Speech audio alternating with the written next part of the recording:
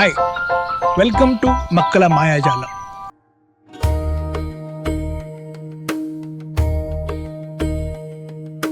ಭರಣಿ ಮಂಡಲ ಮಧ್ಯದೊಳಗೆ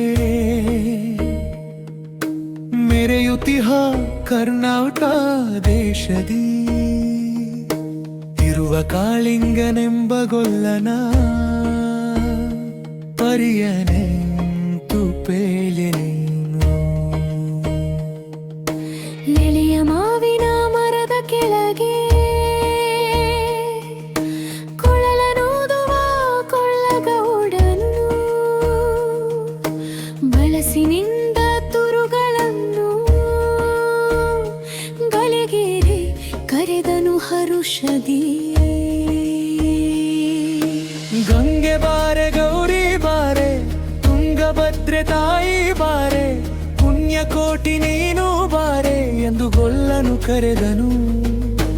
ಗೊಲ್ಲ ಕರೆದ ದನಿಯ ಕೇಳಿ ಎಲ್ಲ ಹಸುಗಳು ಬಂದು ನಿಂತು ಚೆಲ್ಲಿ ಸೋಸಿ ಹಾಲು ಕರೆಯಲು ಅಲ್ಲಿ ತುಂಬಿತು ಬಿಂದಿಗೆ. ಸತ್ಯವೇ ಭಗವಂತನೆಂದ ಪುಣ್ಯಕೋಟಿಯ ಕಥೆ ಇದು.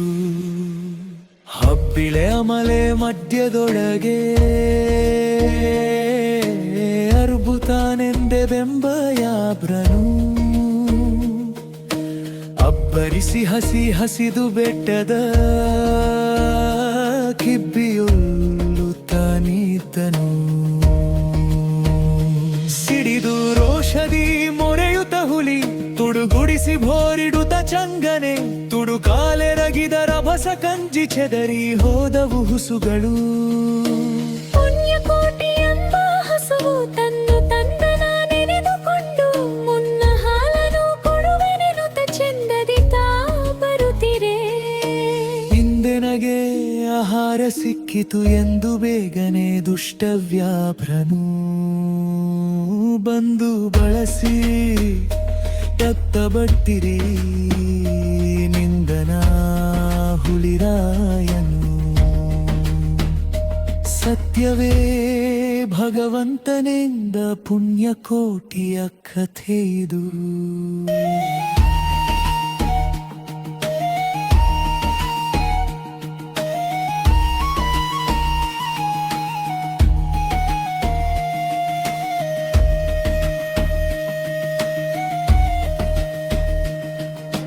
ಮೇಲೆ ಬಿತ್ತು ನಿನ್ನ ನೀಗಲೇ ಎಲ್ಲ ಹೊರೆನು ನಿನ್ನ ಹೊಟ್ಟೆಯ ಸೀಳಿ ಬಿಡುವೆನು ಎನ್ನುತ್ತ ಕೋಪದಿ ಖುಳವ್ಯಾಬ್ರನು ಕೂಗಲು. ಒಂದು ಭಿನ್ನ ಹುಲಿಯೇ ಕೇಳು ಕಂದನಿರುವನು ದಡ್ಡಿಯೊಳಗೆ ಒಂದು ನಿಮಿಷದಿ ಮೊಲೆಯ ಕೊಟ್ಟು ಬಂದು ಸೇರುವೆನಿಲ್ಲಿಗೆ. ಹಸಿದ ವೇಳೆಗೆ ಸಿಕ್ಕಿ ತೊಡವೆಯ ವಶವ ಮಾಡದೆ ಬಿಡಲು ನೀನು ನುಸುಳಿ ಹೋಗುವೆ ಮತ್ತೆ ಬರುವೆಯ ಹುಸಿಯ ನಾಡುವೆ ಎಂದಿತು. ಸತ್ಯವೇ ನಮ್ಮ ತಾಯಿ ತಂದೆ ಸತ್ಯವೇ ನಮ್ಮ ಬಂಧು ಬಳಗ ಸತ್ಯವಾಕ್ಯಕ್ಕೆ ತಪ್ಪಿ ನಡೆದರೆ ಮೆಚ್ಚನ ಪರಮಾತ್ಮನು. ಸತ್ಯವೇ ಭಗವಂತನೆಂದ ಪುಣ್ಯಕೋಟಿಯ ಕಥೆ ಇದು.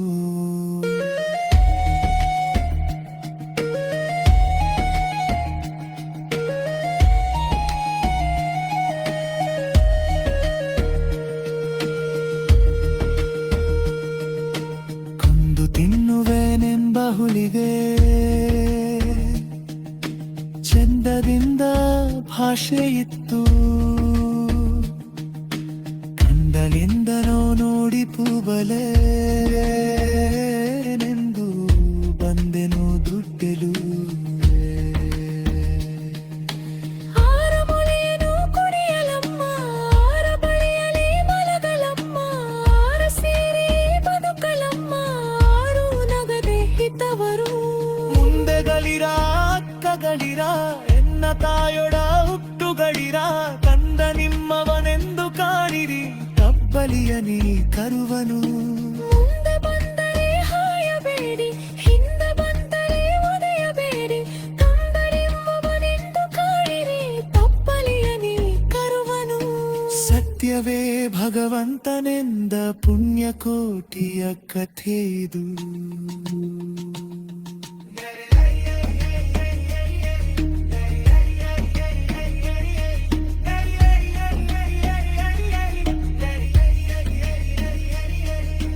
ತಬ್ಬಲಿಯು ನೀನಾದೆ ಮಗನೇ, ಹೆಬ್ಬುಲಿಯ ಬಾಯಂದು ಹೊಗುಗಲು, ಇಬ್ಬರ ಹುಣ ತೀರಿತೆಂದು ತಟ್ಟಿ ಕೊಂದಿತು ಕಂದನ.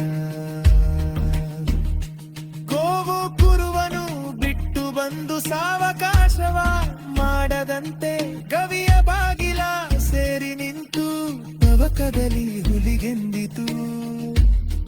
ಖಂಡವಿದೆಕೋ ಮಾಂಸವಿದೆಕೋ ಗುಂದಗಿಯ ಮಸಿರ ಕವಿದೆಕೋ. ಚಂದವಿಯ ಪ್ರಣಾರೀತಿಗೆಲ್ಲವನೊಂದು ಸಂತಸದಿಂದಿರು.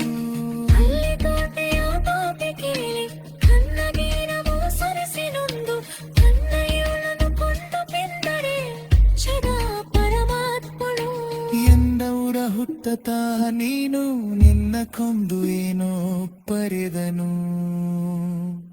ಎನ್ನುಟ್ಟ ಹುಲಿ ಹಾರಿ ಮೆದೆದು ಕನ್ನ ಗಡವಾಗಿಟ್ಟಿತು.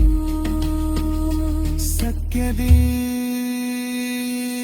ಭಗವಂತನೆಂದ ಪುಣ್ಯಕೋಟಿಯ ಕಥೆ ಇದು.